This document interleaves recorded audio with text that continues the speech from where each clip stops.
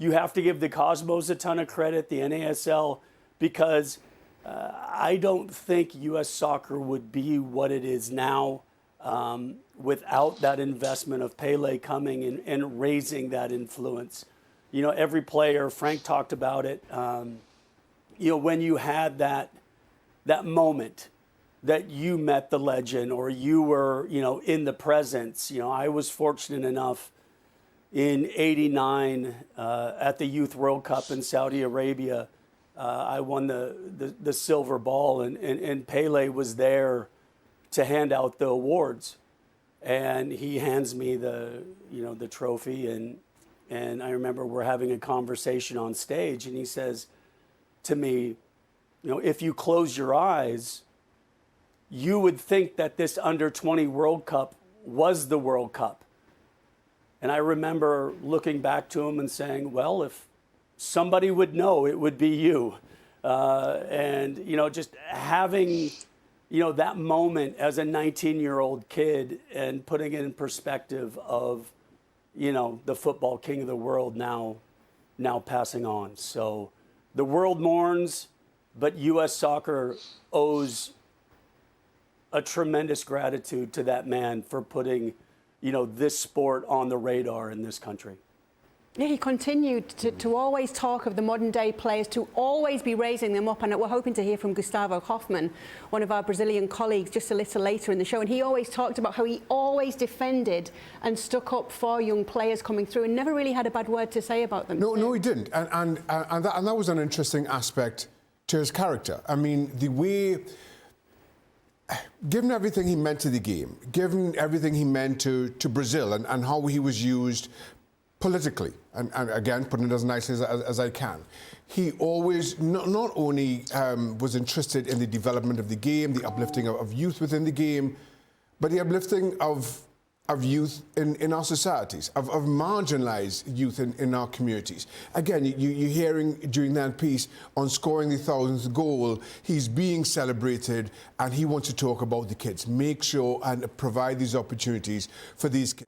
Well, I mentioned we would have Gustavo Hoffmann joining us. He is with us now from Madrid. Gustavo, obviously, the country of Brazil and all Brazilian football fans will be reeling with this news this evening. For sure, Kayo. I'm here in Madrid. The match for Atletico de Madrid and Elche has just finished. There were some tributes here before the match in the stadium. The news arrived here, got here around 1 hour before the match. I had just arrived here in Civitas Metropolitano when I received the news. I also got very emotional because, like we talked in some other moments during the World Cup, in Brazil, football is not just a sport. For us, football is the best way that we can express ourselves. The best way that Brazilians have expressed themselves through history is with football. And Pelé is the Brazilian who best expressed himself, and for consequence ourselves also, because he always represented our happiness, our skills. I couldn't see Pelé playing, but I have some memories when Pelé, in his 50th birthday, when he completed 50 years old, Brazil, the Brazilian national team, made a friendly with an 11 of the rest of the world. And I was a kid. It was in 1990. I was a kid. I had just 9 years old. And it was the only time that I could see Pelé play. And for many others at my age, we always remember that match because we saw Pelé playing at 50 years old. But he was brilliant. He was a genius, even with 50 years old. So for always, we will remember Pelé as a legend, as the best Brazilian who ever played football. And for us, for sure, the best football player of all time. And growing up in Brazil then, Gustavo, is it the case that as soon as you can talk, you were told about Pelé by your grandfather, your father, whoever it may be? Yes, we always had so many stories. I remember when my my grandfather, he used to go to many matches of Santos, because it's important to explain. In the 50s, in the 60s, in the 70s, the best Brazilian players were playing in Brazil. They didn't have to play in Europe to play among the best. Brazil won the World Cup in 58, in 62, and in 70, with the most of Brazilian players playing in Brazil. And Santos always made some tours around the world, because the world wanted to watch Pelé. And my grandfather always told me when he used to go to the match of Santos in Rio de Janeiro. Santos is a city in the coast of the state of São Paulo. But Santos, the team, was so great and so many people wanted to see Pelé that Santos always made some matches in Maracanã, because the people in Brazil wanted to see Pelé, and so we had 200, 190, 180,000 people in Maracanã to watch Santos. That made some friendlies and also official matches against the clubs from Rio de Janeiro. Because Santos in the 60s and in the end of in the end of 50s also, when Santos won so many trophies in Brazil, when they won 2 times the Copa Libertadores de América, when they won 2 times the World Club Championship, with Pelé, a young teenager, was a brilliant teenager, and always that goal scorer machine, a complete player. I was hearing you guys talking about the video that became viral in the internet. That's Pelé. That's Pelé, a man ahead of his time, especially physically talking also. You know, we always, when we talk about the history of football, we talk about that team, that Hungary team in the 1954 World Cup that was so strong physically. Pelé was ahead of his time, tactically, physically, with his skills. So we have, and we always remember the stories of Pelé and his legacy. Gustavo, you maybe then heard I mentioned how you told us here on ESPN FC not too long ago when we were talking about the World Cup, how Pelé has always supported the Brazilian players and just modern day players, the big greats of the games now, how he never has a bad word to say about any of those players. Exactly. He's unanimous through the players. I'm sure you won't even hear someone talk badly about Pelé in the world of football, in the world, especially in the world of Brazilian football. We have read so many messages from the Brazilian players. He was always with the team, and we have also one very strong image of Pelé in the World Cup in USA, in Pasadena, in the final against Italy, when Roberto Baggio misses the penalty, and then the official transmission shows Pelé, who was a color commentator in that World Cup, celebrating and jumping in the stands, and we always remember that scene, that, you know, that what Pelé did in that final, and like you said, Keo, he was always with the Brazilian national team until his last days. He was sending good messages during the World Cup. You remember, we talked about it. The days that Pelé was better, was feeling better, was the days that the Brazilian national team played. So he'll always be with us for sure. Always will be with us, Frank Leboeuf. I know you wanted to talk a little more about Pelé yourself. Yeah, because I mean, we have to understand, because the youngers maybe don't really understand why we are so crazy about that guy who played the last game with the Brazil like 50 years ago. At the time that we discovered football in the 70s, more or less. French people were playing in a certain way, English were playing a certain way, Germany was playing a certain way, Brazil was playing a certain way. We were told about the Joga Bonita. So it was something very special to see the Brazilian team, and especially to see Pelé. And it's why nowadays, you know, most teams play the same way. It can be tiki-taka or a little bit more vertical, but you know, we don't feel the difference because players travel around the world, and you have many nationalities, you know, inside every team in all clubs in the world.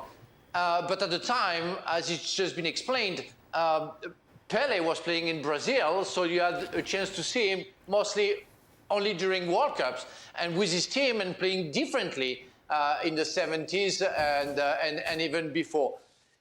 But I just want to talk about something. Why we love him so much?